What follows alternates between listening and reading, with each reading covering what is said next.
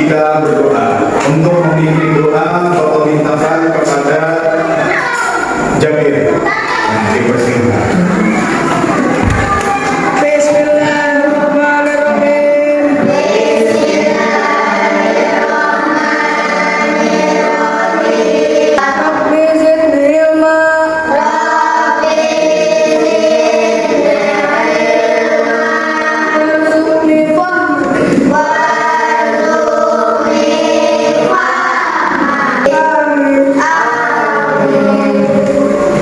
Sebelum kita memulai pelajaran kita pada hari ini, siapkan alat tulis kalian di atas meja.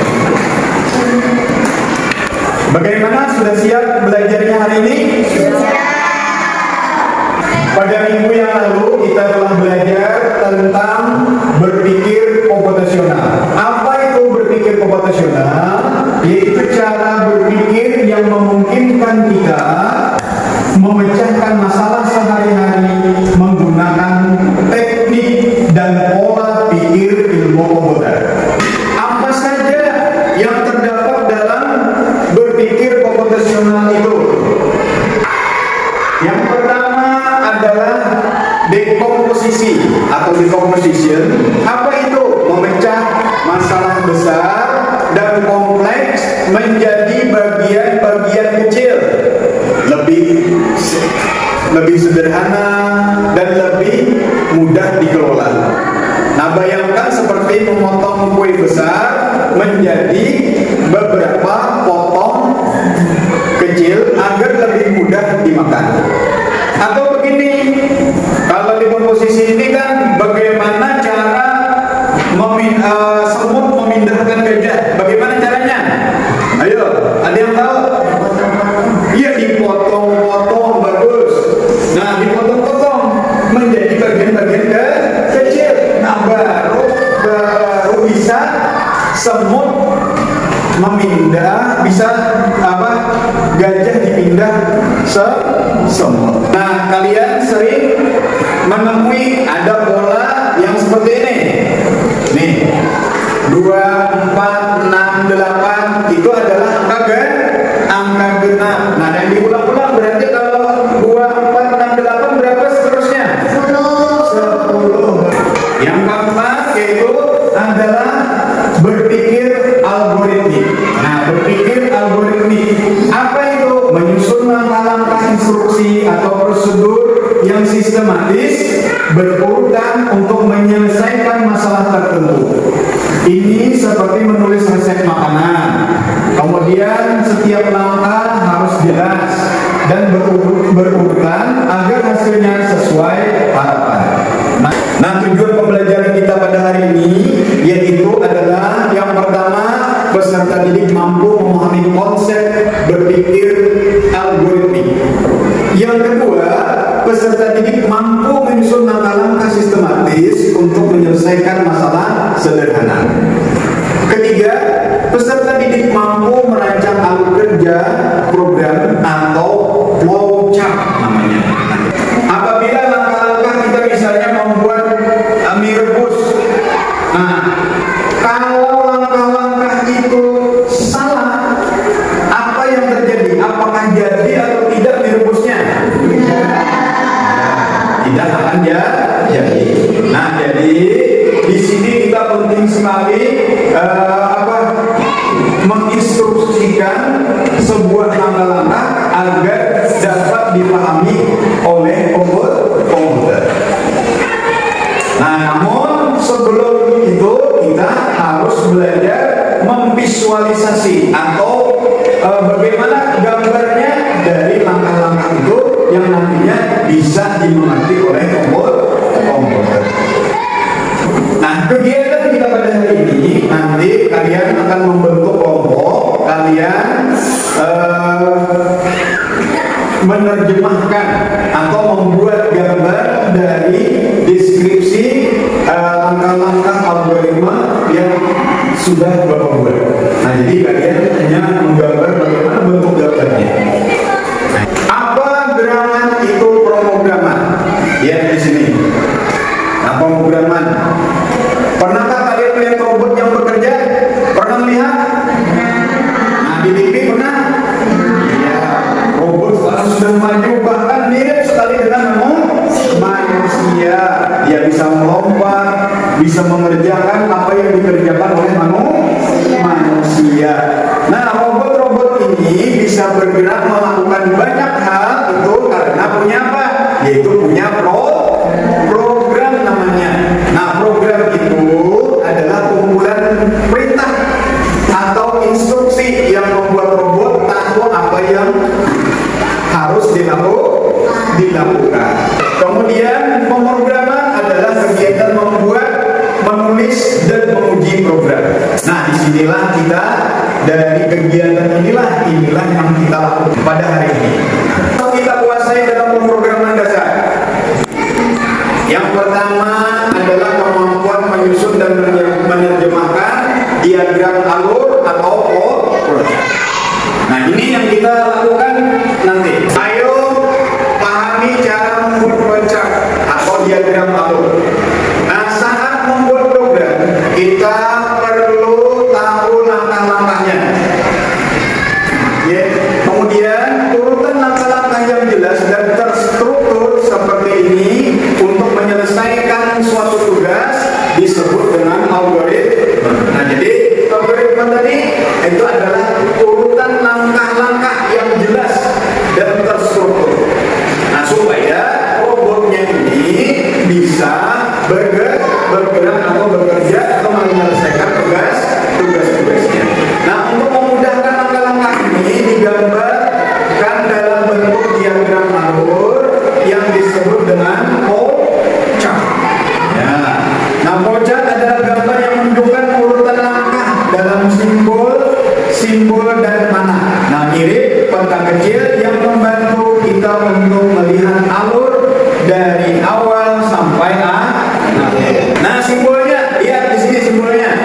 Nah, mengenal simbol-simbol flowchart. Apa itu nih? Berbentuk oval. Nah, ini bukan warnanya lah. Warnanya bukan ini, tapi bentuknya.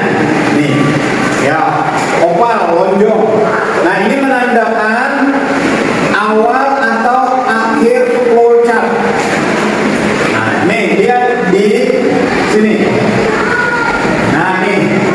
Nah, di sini kita letaknya. Yang warna merah tadi, ini yang di sini. Ini mulai dan selesai. Nah, nih letaknya. Ya, paham? Nah, jadi ini adalah awal dan akhirnya. Nah, menandakan awal, akhir flowchart. Nah, kemudian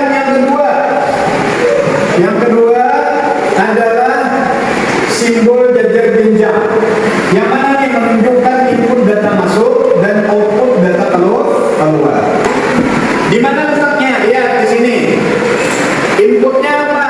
Siapkan seekor kucing. Nah, kucingnya nih, seekor kucing. Ini dalam rangka untuk memandikan kucing. Nah, nih siapkan seekor kucing. Nah, karena outputnya di inputnya, ini siapkan seekor kucing, ini adalah inputnya. Kemudian tubuh kucing setelah bersih, ini adalah outputnya atau keluarannya, hasilnya. Nih. Nah, kemudian yang ketiga simbol persegi panjang. Apa itu? Ini adalah prosesnya dan handuk. Siapkan air, sabun, dan handuk. Nah, ini yang warna yang ini atau bentuknya yang persegi panjang ini adalah menandakan proses. Jadi ada input, ada proses, dan output namanya. Simbolnya adalah belah ketupat ini. Nah, yang diperhatikan ini bukan warnanya, tapi adalah simbolnya, menunjukkan percabangan atau perbandingan pilihan ya atau tidak. Ya, perhatikan ini. Nah, bila tersedia maksudnya, maka basahi kucing dengan air hangat. Kemudian apabila tidak ada air hangat, maka gunakan air biasa. Nah, sama tujuannya, yaitu adalah di sini. Nah, gosokkan tubuh kucing dengan air biasa. Nah, ini sudah dengan air biasa atau air hangat. Kemudian gosokkan tubuh kucing dengan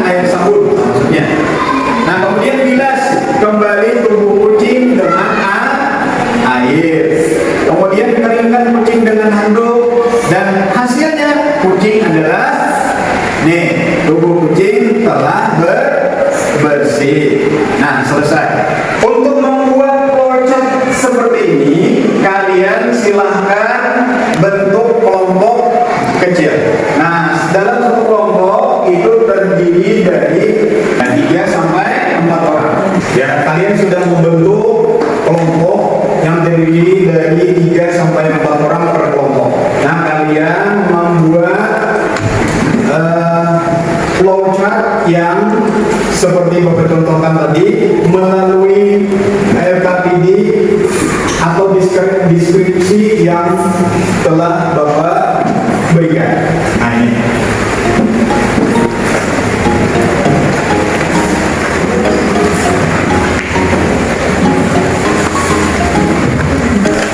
Silakan kalian pahami dulu, kemudian buat ya ini deskripsinya, kemudian buatkan flowchart.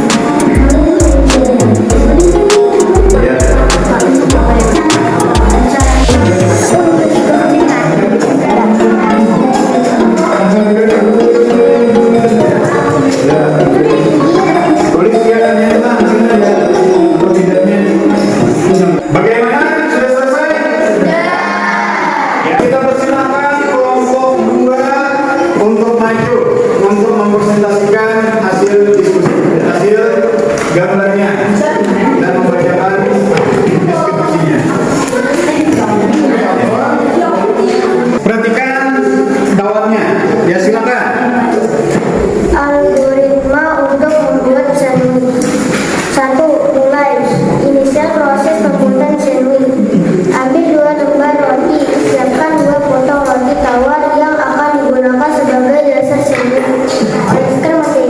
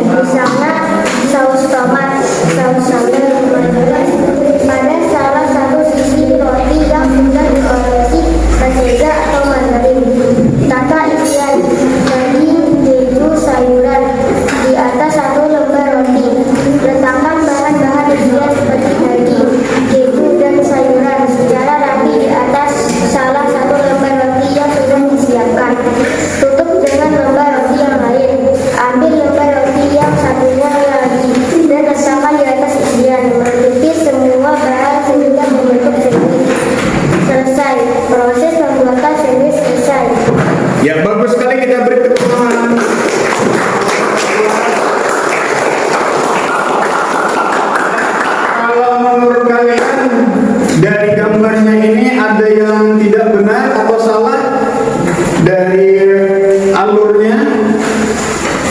Bagaimana? Benar atau salah? Nah, ya alhamdulillah, bagus sekali. Nah, kita bertepuk tangan lagi untuk kelompok 2.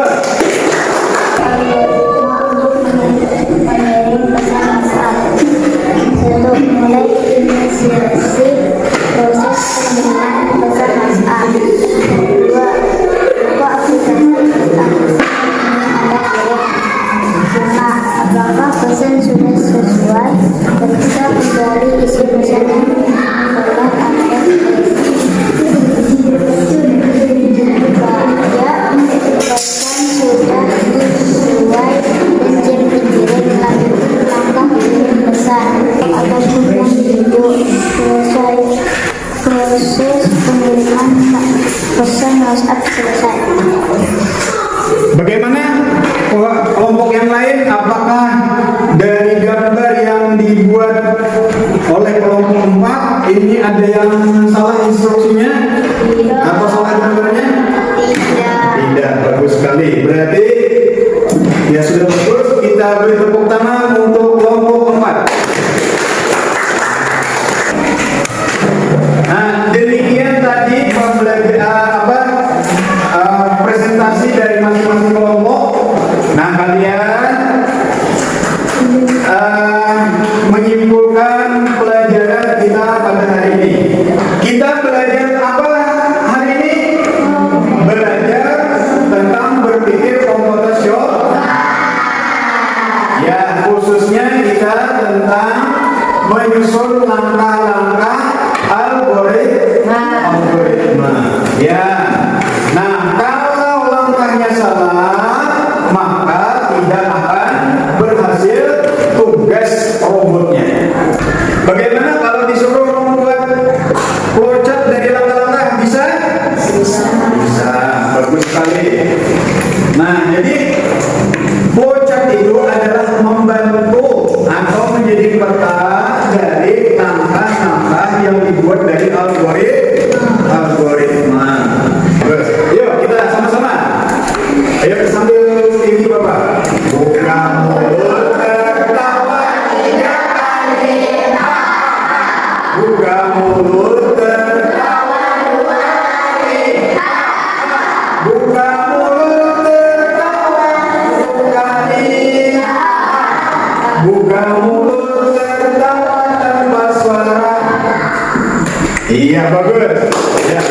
Pada minggu akan datang kalian mempelajari lanjutan dari kita belajar tentang flowchart, yaitu adalah syukoh namanya. Nah, kalian pelajari nanti di rumah, yaitu di halaman 15. Untuk mengakhiri pembelajaran kita pada hari ini, marilah kita berdoa bersama-sama. Ya, untuk mengirim doa, Bapak persilakan kepada Raudah. Ya, dipersilakan.